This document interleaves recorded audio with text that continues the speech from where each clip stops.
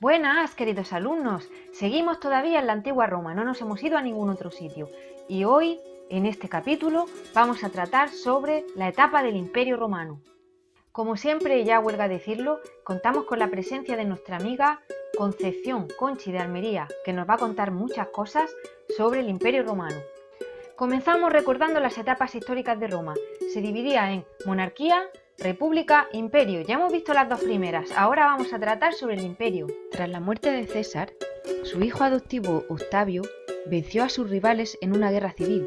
En el 27 a.C., el Senado le otorgó el título de Augusto, que significa elegido por los dioses. Augusto concentró todos los poderes e inauguró un nuevo sistema de gobierno, el imperio. Él convocaba al Senado, reunía los comicios, nombraba a los magistrados y dictaba todas las leyes del imperio. También fue nombrado jefe del ejército, con el título de emperador, y gran pontífice, convirtiéndose en la primera autoridad religiosa. Las instituciones republicanas como el Senado, los magistrados y los comicios continuaron existiendo, pero fueron desposeídos de sus funciones. En principio no era hereditario, pero la mayoría de emperadores se sucedieron de padre a hijo. A ver, parece que nuestra invitada quiere añadir algo. Quería solamente contar que hay una expresión que se dice que es o César o nada. Quería explicar el significado. Esta la dice mucho mi marido. Y después yo le lanzo una zapatilla. Quiere decir, cuando una persona no quiere tener un título inferior al que tiene, dice o César o nada, como diciendo yo soy lo más grande o nada, no vale. El periodo que abarca los siglos I y II después de Cristo se denomina el de la Pax Romana, Pax que quiere decir paz romana. En ella el imperio vivió una etapa de paz y prosperidad y logró su máxima expansión territorial. Se hizo muy grande. Un poderoso ejército protegía las fronteras, a las cuales se le llamaba limes, para detener las invasiones de los pueblos bárbaros, es decir, de los extranjeros, levantando murallas y fortificaciones. En la siguiente diapositiva podéis ver el muro de Adriano, que es muy conocido. Está al norte de Inglaterra. Si alguna vez viajáis por allí, ir a verlo. Esos son sus restos. Los extensos territorios estaban organizados en provincias, dirigidas por un gobernador. Gracias a esa prosperidad se produjo en todo el imperio un proceso de romanización. Se impusieron las costumbres, la religión, las leyes, la lengua y el modo de vida de los romanos por todo el imperio.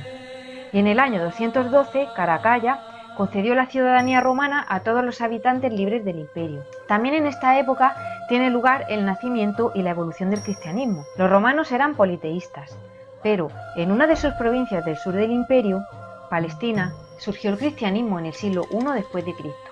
Esta religión afirmaba la existencia de un único Dios y la llegada de su Hijo Jesucristo a la tierra. También defendía la igualdad entre todos los seres humanos. Durante 2 siglos, los cristianos fueron perseguidos y muchos murieron crucificados y arrojados a las fieras en los anfiteatros. El gobernador de la provincia de Judea, Poncio Pilatos, fue el que condenó a Jesús a morir en la cruz. Tras la muerte de Jesús, los apóstoles continuaron extendiendo su mensaje. Las primeras comunidades cristianas se agruparon en iglesias dirigidas por un obispo y enterraban a sus muertos en catacumbas, que eran galerías subterráneas. También tenían que practicar los cultos en lugares alejados de la vista, camuflados, para que no los sorprendieran, como por ejemplo en domus ecclesia, es decir, en casas no muy lujosas, en las que la habitación más importante era el comedor, puesto que el momento principal de la liturgia era la comunión. Más adelante comenzaron a reunirse en lugares más amplios, como por ejemplo en Dura Europos, que está en Siria. Además, tenían símbolos para no ser identificados, como por ejemplo el crismón, o el pez, que simbolizaban a Jesús, o la paloma con rama de olivo, que es símbolo de paz divina, o el buen pastor, que representa a Jesús como salvador de los creyentes. Y es que fueron perseguidos y tuvieron que esconder su fe con el fin de pasar desapercibidos. Utilizaron estos símbolos para representar sus creencias. Por ejemplo, el crismón simboliza las 2 iniciales de la palabra Cristo en griego. El número de fieles aumentó y en el año 313 el emperador Constantino permitió que el culto cristiano fuera público tras el edicto de Milán. Finalmente, en el año 380, el emperador Teodosio proclamó el cristianismo religión oficial del imperio. Tras hacer un recorrido por la historia del cristianismo que nace durante el Imperio Romano, vamos a hacer un recorrido por los emperadores más importantes y conocidos de la época de la Pax Romana. Podemos destacar dentro de cada dinastía los siguientes. En la dinastía Julio-Claudia encontramos a Tiberio, Calígula, Claudio Nerón. Nerón es conocido, además hay varias películas sobre su vida, por ser un emperador con una conducta paranoica. tiene fama de haber sido un emperador paranoico y cruel, es decir, que estaba loquillo. Nerón fue acusado del gran incendio que se produjo en Roma, del que culpó a los cristianos, porque en este momento los cristianos eran perseguidos y considerados como una secta. Realmente no se sabe si fue él el que ordenó el incendio o qué es lo que ocurrió. Es famosa la escena, y así aparece en múltiples películas, en la que Nerón contempla cómo se incendia la ciudad de Roma mientras toca su lira desafinando de paso. Si fue Nerón o no el culpable del incendio tampoco se sabe con seguridad, pero es la versión más conocida. Hasta el momento del incendio, que tuvo lugar en el año 64, Roma estaba hecha de madera y a partir de este momento se convirtió en una gran ciudad marmórea, hecha de mármol, de edificios, de monumentos espectaculares. Nerón, aprovechando la excusa del incendio, se hizo construir un pedazo de palacio que le llamó la Domus Aurea. Hay que ver qué bien vivía el tío, ¿no? Otros famosos emperadores fueron Trajano, que fue emperador desde el año 98 hasta el 117, que logró la máxima expansión del imperio. Otro fue Adriano. Estos dos, tanto Trajano como Adriano, nacieron en Hispania, es decir, en nuestra tierra. Estos 5 emperadores que veis aquí, entre ellos Trajano y Adriano, de los que ya hemos hablado un poquito, son los que fueron llamados los 5 emperadores buenos. El último de ellos, Marco Aurelio, sale en una famosa película de Ridley Scott que se llama Gladiator. Sí, sobre eso quería yo añadir que esta película está muy bien, aunque tiene su parte de fantasía, porque Cómodo no muere como se refleja en la película. Él era muy bueno, Marco Antonio, pero tuvo un hijo que era malo, era muy malo Cómodo. Vaya personaje. Muchas gracias, Conchi. Efectivamente, como dice la señora Conchi, con Cómodo ya se acaba esta época de los 5 emperadores buenos que fue tan próspera para Roma y comienza un periodo de inestabilidad y de intranquilidad.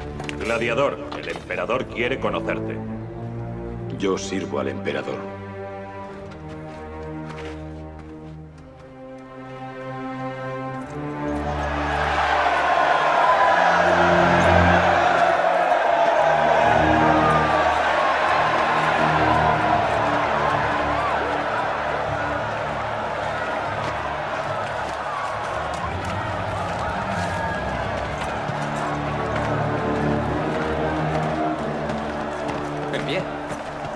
En pie.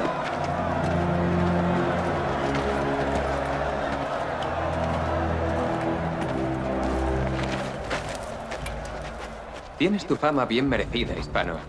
Por último, podemos hablar de la dinastía de los Severos, con Septimio Severo, Caracalla, etc. ¿Cómo tuvo lugar la decadencia del imperio? Tras la Pax Romana, comienza un periodo de inestabilidad.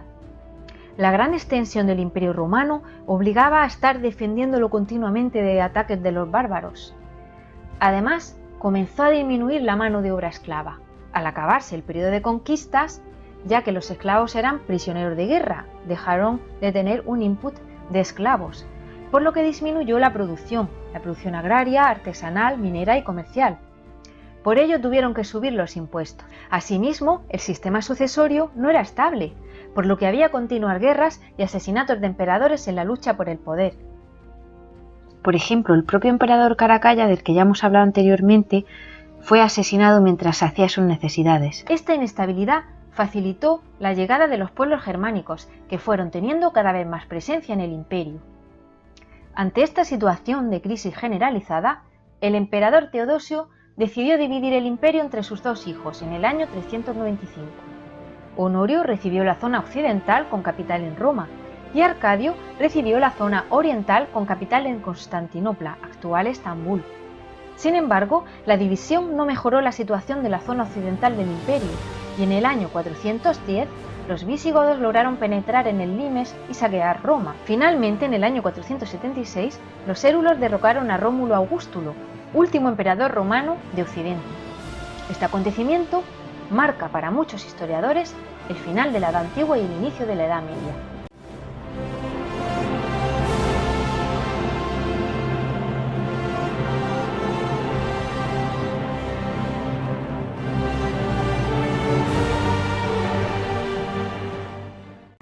Hasta luego, chicos, hasta el próximo vídeo.